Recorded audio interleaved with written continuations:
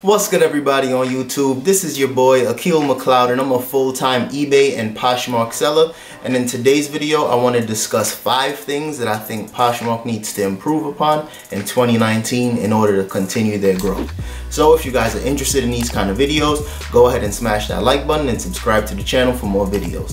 So without further ado, let's get right into it. Now, the first thing that I think Poshmark needs to improve upon in 2019 is their feedback system. Currently, you can leave a love note if you had a good experience, and you can just, kind of praise the seller and tell them how happy you are.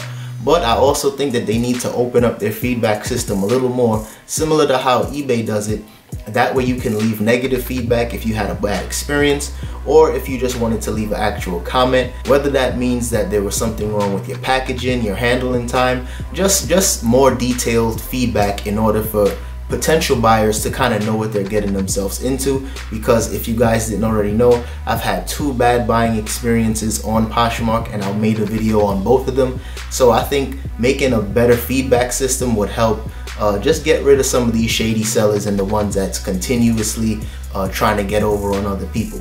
So I think a more detailed feedback system would help weed out some of these bad sellers and just make the Poshmark community a lot better for everyone to succeed. So if anyone from Poshmark is watching this video, definitely fix the feedback system, because trust me, that will help you guys out a lot in the future. The next thing that Poshmark definitely needs to take care of very soon is their customer service. Now, in terms of their customer service, I'm not going to say it's bad, but it's just not good for people that actually do this as a business. Now, for me, anytime I have any problems on eBay, I pick up the phone and I make a call, and I usually get in touch with someone fairly soon. Especially if I'm calling about a return, I'll usually get a good response time. But in terms of Poshmark, it's literally just an email system, and they usually say they try to get back to you within 24 hours. So I do think they need to make some type of hotline, some type of customer service phone number, so that you can actually call in and speak to someone when you have a problem. Because some of these things, especially when it comes down to email, if you're not a good writer, some of the messaging can get lost in translation, and it's just better to have someone on the phone that you can speak to and just, kind of express whatever the situation is. So that's definitely something Poshmark has to handle in 2019. Next thing that I think Poshmark definitely needs to fix is to make the Poshmark Ambassador program a real program. Like, I think it needs to be something that people should aspire to become, and just create some type of incentives for those people when they actually become a Poshmark Ambassador. Now, I've made 2 videos in the past about whether or not should I become a Poshmark Ambassador, and trust me, I'm trying. I literally only have one other task to complete, and that's to make a successful purchase. And like I said, I've tried twice and both attempts failed.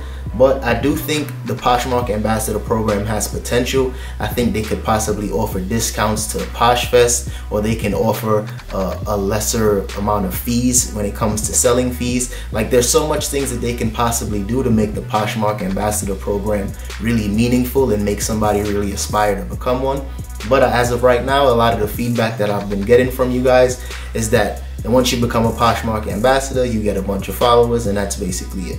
So I think Poshmark definitely needs to fix this in 2019, especially if they want to make the Poshmark Ambassador program really be meaningful, and for it to, just inspire people to continue to sell on Poshmark. Now, the next thing that Poshmark needs to fix in 2019 is their payment update process. Now, what I mean by that is, anytime if I accept an offer from someone on Poshmark, and usually that payment comes out immediately. But if that person never updated their payment information, like it's an old credit card that they have on file, that me accepting their offer basically goes out the window, and anybody can still purchase it. But I think what Poshmark should do right before someone sends an offer is, if their system could just check and make sure that they have the proper payment information on file. That way, if I accept the offer, that payment would still come through, and it can just be a lot smoother. Because as of right now, there's been 3 or 4 times just this month alone that someone made a purchase, and then their payment information wasn't updated, and then they never went through with the deal. They probably just didn't even realize it, or whatever the case may be, buyer's remorse possibly. But I mean, those type of stuff really suck. So I do think they need to fix that. And I don't know how possible that is, but I'm pretty sure they're looking into it, because I'm pretty sure I'm not the only person that feels this way.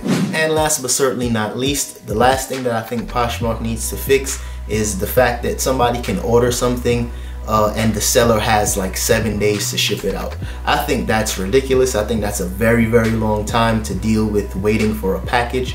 And personally, I know everyone's not going to be able to ship out same day or next day, but to be fair, I do think after the 4th day, the buyer should be able to actually cancel that order, because if you have to wait that long, you know, buyer's remorse is going to set in, and it's just not going to be a good experience for that buyer anymore.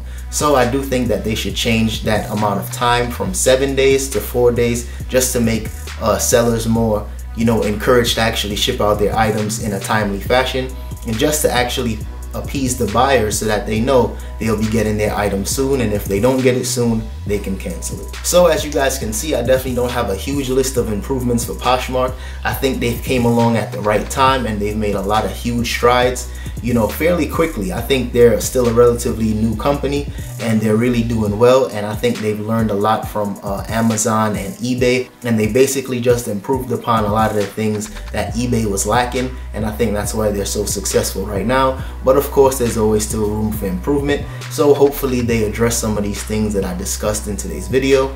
And if you enjoyed today's video, go ahead and smash that like button and subscribe to the channel if you haven't already. And since that's all I have for today, I'm gonna see you guys in the next one. So peace.